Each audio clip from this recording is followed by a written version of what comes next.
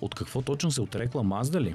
Преди всичко, от дълги години компанията бе скептична дори към хибридите, а какво остава за чистите електромобили и не вярваше в смисъл от големите батерии. Освен това настояваше, че да си изпълва интериорът с огромни екрани е нелогично и развалящо удоволствието от шофирането. Докато сега изведнъж получаваме от тях един чист електромобил с голяма батерия и с още по-голям телевизор, кацан в средата на таблото.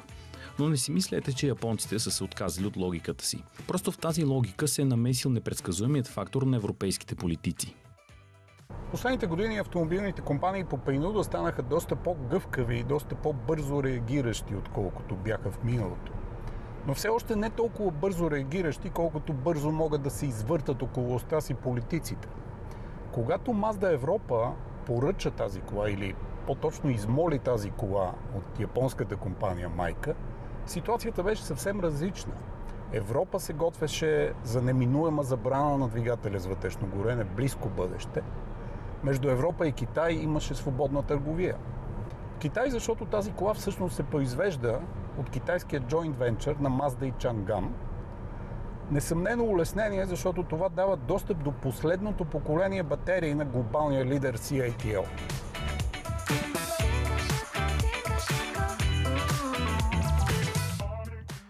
Но също така сериозно усложнение при въведените от Европа вносни мита за електромобили. Куриозното е обаче, че в този случай неблагоприятните условия всъщност се оказват в полза на клиента. Mazda има огромна нужда да продаде повече електромобили в Европа, за да си спести удължимите глоби за емисии за останалата си гама. Затова японците са решили с желязна логика просто да приспаднат спестената глоба от цената. В резултат новата 6i е, както биха казали в горубляне, голяма далавера. Поне в особения свят на електрическото задвижване.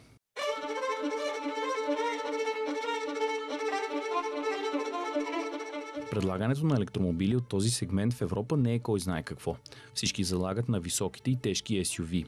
Най-близкият конкурент на новата Mazda е вероятно Hyundai Ioniq 6, който в сравнимата версия с 77 кВт батерия започва от 113 000 лева. BMW i4, което е по-мощно, но по-малко, тръгва от 124 000 лева.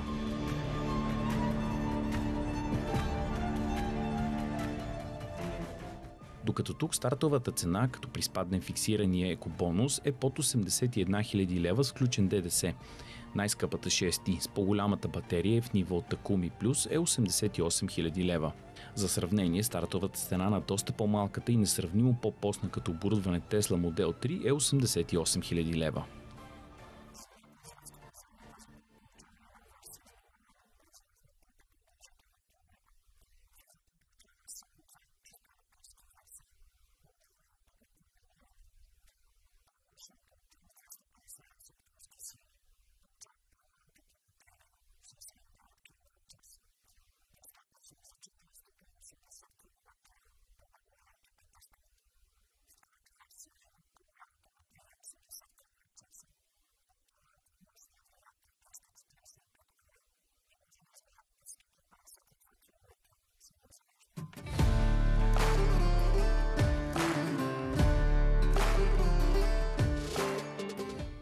До някъде парадоксално малката батерия се зарежда по-бързо, до 165 кВт, докато при по-голямата скоростта е ограничена на 90 кВт. Разликата е, че първата е литий желязо-фосфатна, а втората класическа, с катод от никел, манган и кобалт. Зареждането от 30 до 80%. Най-важен показател на дълъг път според Mazda отнема 15 минути в първия случай и 35 минути във втория. И двата варианта са с синхронен електромотор и едностепенна трансмисия. Мога да ви кажа нищо съществено за разхода в реални условия, защото нашия тест в околностите на Леверкузен почти никъде не ни е позволил до момента да вдигнем над 90 км в час. Такива условия, т.е. при основно градски цикъл, според мен тези 550 км са съвсем постижими.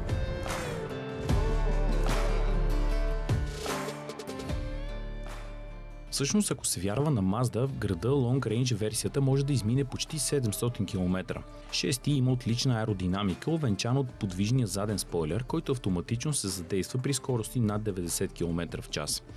В добавка японците подготвят собствена електронна платформа за зареждане, която да улеснява максимално живота на собствениците, но за нея ще говорим, когато стане факт. Честно казано, разликата между двата електромотора не е кой знае колко съществена. Единия ви дава 7,6 секунди от 0 до 100, другия 7,8. Но и в двата варианта тази кола има бързо ускорение от място и при изпреварване и е доста приятна за каране. Максималната скорост е 175, което вече трябва да свикваме в електрическия сегмент.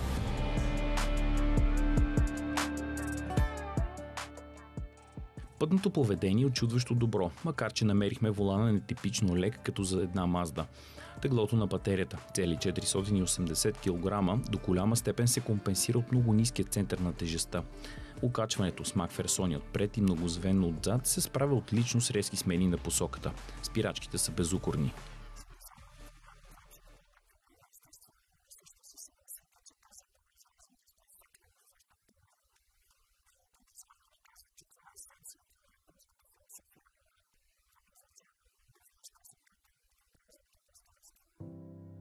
Тази 5-метрова кола не е точно празно пространство, разбира се, но изчистена и без нищо излишно. Харесва ни скосената надолу линия на задния капак.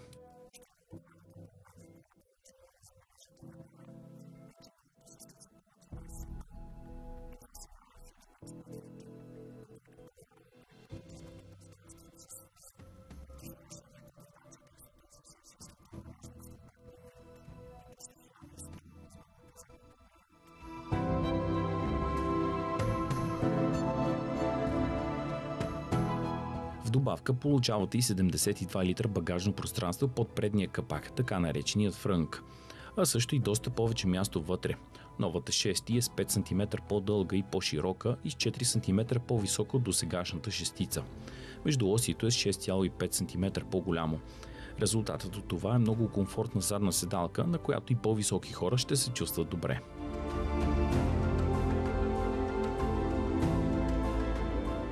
Като казахме, че цената 81 000 лева е голяма далавера, имахме предвид чисто електрическия сегмент, разбира се, но също и какво получавате в замяна на парите си. Технологичните екстри, които предлага тази кола, са почти без конкуренция в Европа. Имате гласово управление, което разбира или по-скоро ще разбира 9 европейски езика. Все още не е готово, защото това, което караме, е всъщност предпроизводствена версия. Имате елегантен салон от естествени материали, които се усещат много качествени при допир. Имате панорамен покрив с електрическа щора. Имате също опция за дигитален ключ на смартфона, който можете да споделите с до 3 приятели. Имате, както ви казах, 14,6 инчов дисплей за мултимедията. Имате дигитален приборен панел, head-up дисплей. Имате аудиосистема от Sony с 14 говорителя, включително един в подглавника, който ви позволява да говорите по телефона без да смущавате останалите пътници. Head-up дисплеят може да се настройва в 3 режима – класически, минимален и по ваш избор. Освен това има специален режим за сняг, в който числата се показват върху син фон. Имате гласов асистент, който на моменти е даже твърде интелигентен. Преди малко, когато му казах включи радиото, той ми пусна песента включи радиото на Реба Макинтайр. Добър вкус. И имате също управление с жестове, но не толкова недоделано, колкото беше при някои премиум марки в миналото. За да ви го покажа, обаче ще трябва да пусна музиката.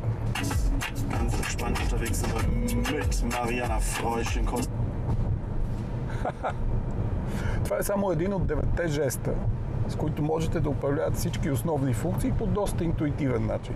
Грозотиите не свършват с това. Тук имате също пълноценен климатроник с 3 зони, с отделен сензорен дисплей за пътниците отзад, от който могат да управляват не само климатика и штората на панорамния покрив, но също и да местят пътническата седалка отпред, за да си направят повече място.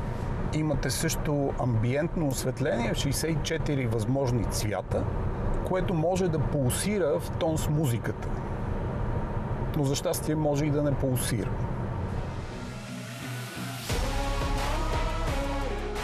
Накратко, тази 6 е най-необичайната Мазда от много години насам, но също така елегантна, приятна за каране, впечатляващо комфортна и технологична. И на всичкото отгоре, по стечение на обстоятелствата, може да се купи под реалната и пазарна цена. Кой да си помисли, че и от политиците може да има полза, макар и неволна.